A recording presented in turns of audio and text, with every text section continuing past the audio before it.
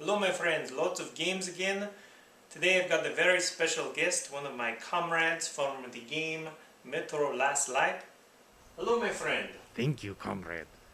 Thank you for having me on your show today. Thank you for joining us today. Very excited. But first I've got a very funny joke going to share with my comrade here. I love joke. Okay, here we go. What did the first person shooter say to the RPG that was climbing the pine tree? Pine Tree RPG. I don't know. Hey, don't fall out 3! Oh, It's pretty good. oh. What's up guys, Jimmy here with another review. First off, I just want to thank the folks at G2PO.com for hooking me up with a pre-release copy of Metro Last Light. I got the code off Steam, downloaded it, and I had the chance to play through the entire campaign. Guys, this is one unbelievable first-person shooters. Some of you guys might be kind of at your limit with first-person shooters. You probably might be thinking, no more first-person shooters, please. This one is different, guys. This one is very special, okay? Let me just point that out to you. It's kind of bringing things down to the basics. There's a lot of basic, fundamental things that make this thing so great. Also, let me just let you guys know that Metro Last Light does not have a multiplayer component to it. You can't go online and play against your friends. The developers worked very hard to make sure that this campaign was solid and fun to play through. Interesting. Very, very just an incredible experience. I've been reading some of the questions on the forums, and Metro Last Light is set in a post-apocalyptic world. And some people are saying, well, how does it compare to Fallout 3 or Stalker? So let me just clarify real quick. I'm a huge fan of Fallout 3, huge fan of Stalker. I've got Stalker on my PC. But let me just say, obviously, Fallout 3 is, a role-playing game. Metro Last Light, straight up first-person shooter. So Fallout 3 and Stalker are both incredible games that obviously, you have that first-person shooter with Fallout 3, and also an RPG. But Fallout 3 and Stalker have more of like a sandbox. It's more of a sandbox, more of being able to explore and check things out. Things are really wide open. In Metro Last Light, it's a lot more linear. And one of the complaints that I do have about the game is that, throughout all the levels, some of these levels look unbelievable. They look gorgeous. And then there were some levels, the problem that I have though is that some of these levels, the visuals weren't that great. And what I mean by that is that it seemed like there's a little bit off balance with the visuals. It just wasn't incredible visuals all the way through for me. Some of the levels were just gorgeous, incredible, and some of them kind of seemed a little bit unpolished to me. But that's just probably my most serious complaint that I have for the game. The actual campaign is very enjoyable, very interesting. The story is very good. It's told very well. Great character models, great voice acting, very interesting story.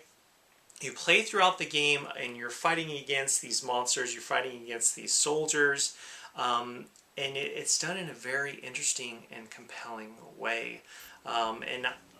Actually I had the chance, I got the pre-release copy, got the code, downloaded it off Steam, had this whole special thing I needed to go to because it was a review copy. But I had the chance, I actually played the lion's share of the campaign on my birthday last week, and it is just an incredible, incredible first-person shooter with great visuals. The controls and the gameplay are solid. In all honesty, guys, this is probably one of the best. I just not too long ago had the chance to download BioShock Infinite, and I love that game. Gosh, I feel so spoiled.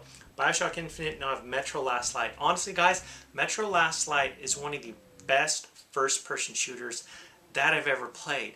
Again, it doesn't have multiplayer, and I'm actually glad about that. So I could just focus on a incredible single-player experience that I don't think I'll soon forget. I'm actually looking forward to playing through it again in the not too distant future. There's a lot of variety in the different levels, from whether you're driving, you're in the cars, or you're in a boat, and you're in these different levels. A lot of it takes place underground, but also some of it takes place outside as well. There's all different types of weather, all different types of enemies that you encounter, and the music is fantastic. It's not overpowering, but it really helps with the immersion and atmosphere that's in the game.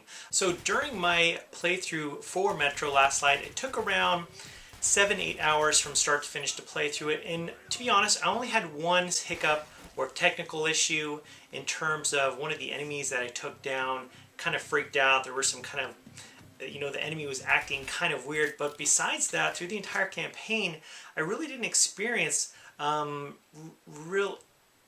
real serious game-breaking glitches, thankfully, because it's just a phenomenal campaign experience. I'm just grateful that technically it shined through, except for that one little glitch.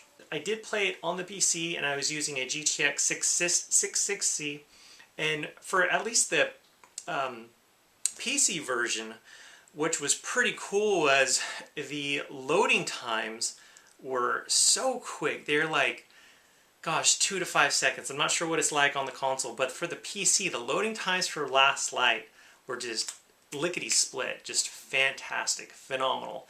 I did have a lot of fun. Again, I talked to you guys about, is the game fun? That's really what it comes down to. Is this an enjoyable, fun game that I can recommend?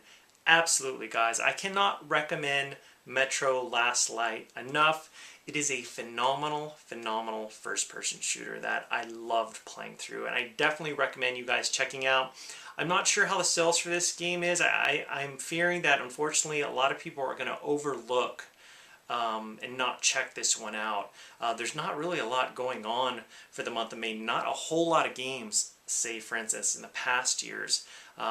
So this one, guys, I recommend wholeheartedly. Definitely check out Metro Last Light. It's available for PC, Xbox 360, and PlayStation 3. If you guys have any questions about this review, about this game, please leave them in the section below. If you like this review, please give it a thumbs up. It helps so much, and it definitely lets me know that you like these reviews. As always, guys, thank you so much for watching, and I'll talk to you later.